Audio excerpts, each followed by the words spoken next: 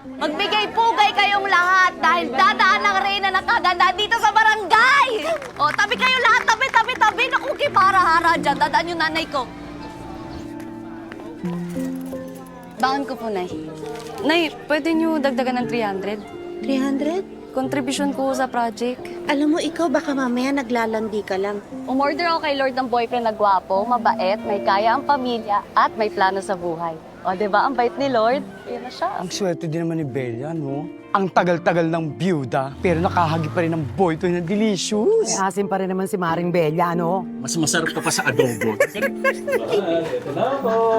Nay, dinig na dinig yung lampungan nyo. Ingit kayo ng jowa mo.